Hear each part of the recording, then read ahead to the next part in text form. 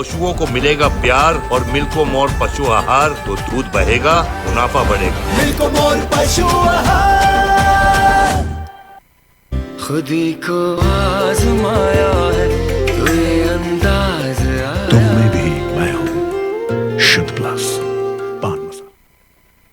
नमस्कार, आप देख रहे हैं लोकमंच न्यूज और मैं आपके साथ प्रियंका राजपूत। बात करेंगे बुलंदशहर की खुर्जा विधानसभा 70 की जनता का क्या मूड है और 2022 विधानसभा चुनाव में खुर्जा सीट पर बड़ा बदलाव होगा या फिर जनता बीजेपी पर भरोसा करेगी। देखिए क्या कुछ कहा।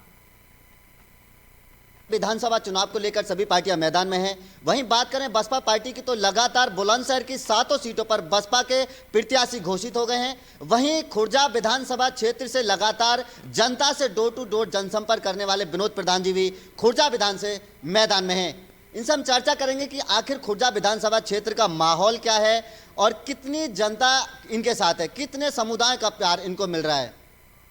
जी, मेरा नाम विनोद प्रधान है और मैं बहुजन समाज पार्टी से प्रत्याशी हूं और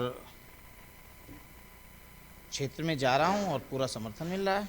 तो जिस तरह से आप क्षेत्र में जा रहे हैं, जनता कितना आपके साथ है, जनता कितना समर्थन दे रही है? देखिए, जनता तो मेरे साथ है लेकिन समर्थन कितना मिल रहा है ये आप ज़्यादा बता पाएंगे कि लोग क्या चाह रहे हैं और क्या हो रहा है। ये तो सभी समुदाय के लोगों से आप मिल रहे हैं, तो सभी समुदाय के लोगों का जो प्यार है कि चाहे वो किसी भी समुदाय के लोग हों, लगातार क्षेत्र में चर्चा चल रही है कि बसपा पार्टी से विनोद प्रधान मैदान में है। क्या रुझान मिल रहे हैं आपको?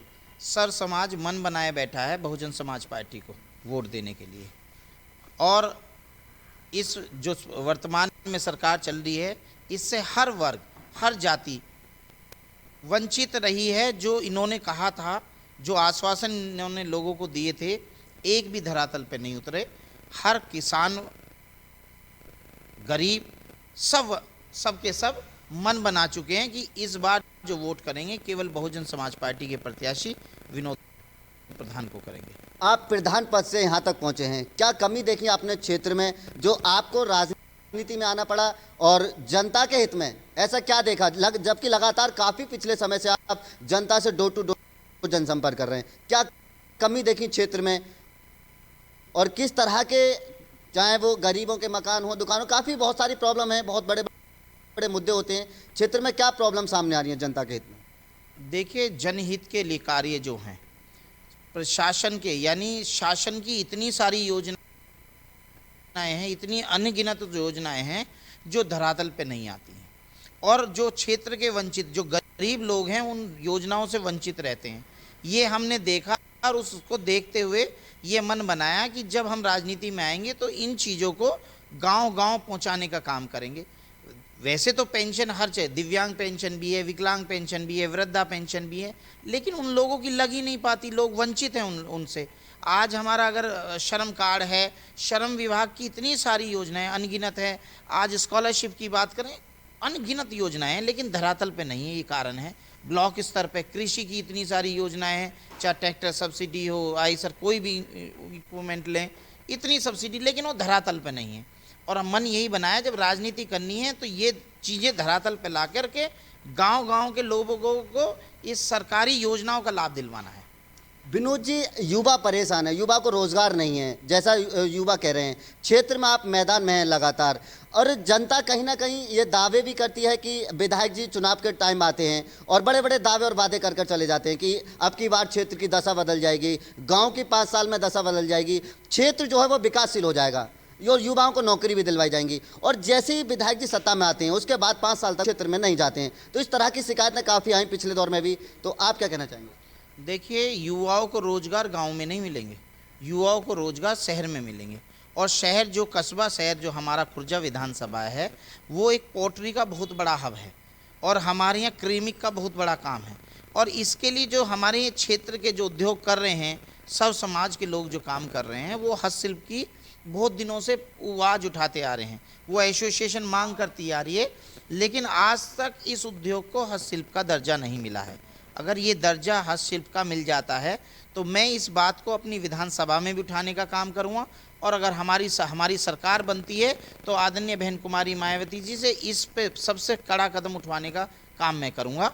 और जब यहाँ हस्तशिल्प का दर्जा इस खुर्जा विधानसभा को मिलेगा तो यहाँ जीएसटी आदि हो जाएगी, सब्सिडी, उद्योगों को सब्सिडी मिलने लगेगी, उद्योगों को जो हमारी बिजली है वो आधी हो जाएगी, तो यानी उद्योग बढ़ेंगे।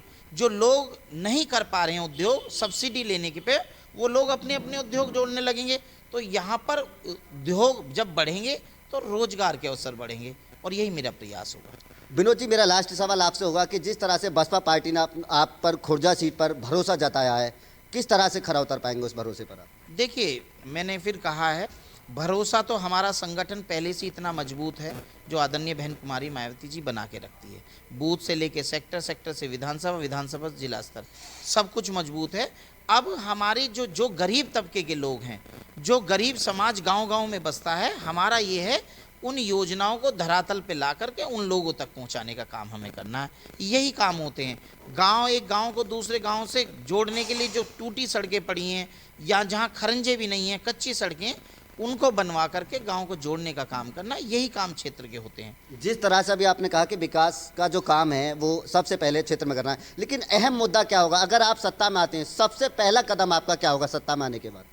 देखिए, मैं फिर कहता हूँ, गरीब शिक्षा ही एक ऐसा क्षेत्र है जिसमें गरीब का बच्चा पढ़ करके आगे बढ़ सकता है। अन्यथा कोई भी जो हमारा जो गरीब किसान है, वो किसान में केवल अपने बच्चों को पढ़ा लिखा सकता है, इससे ज़्यादा वो कोठियाँ नहीं बना सकता। लेकिन अगर उसका बच्चे पढ़ जाएं, लिख जाएं, तो उसके परिवार का पूरे का उत्थान होता है। तो मैं तो सबसे ज़्यादा अपना जो मेरा मन है वो शिक्षा स्तर पे इतना काम करना है कि मेरा खुर्जा क्षेत्र उन्नति कर सके। तो ये थे बसपा प्रत्याशी खुर्जा विधानसभा पर विनोद प्रधान, और सीधे तौर पर इन्होंने अभी बताया कि अगर हम लोग सत्ता में आते हैं तो खुर्जा विधानसभा की दशा बदल जाएगी। वहीं गरीब, मजदूर और मजबूरों के हर वक्त ये साथ कंधे से कंधा मिलाकर चलने का भी दावा कर रहे हैं। अब देखना यही होगा कि 2022 का चुनाव है, जनता किसके सर पर ताज बांधती है, खुर्जा का बादशाह कौन होगा? कैमरा पर्सन फरियाद अली के साथ कदीम खान, लोकमंच न्यूज, बुलंदशहर। विधानसभा चुनाव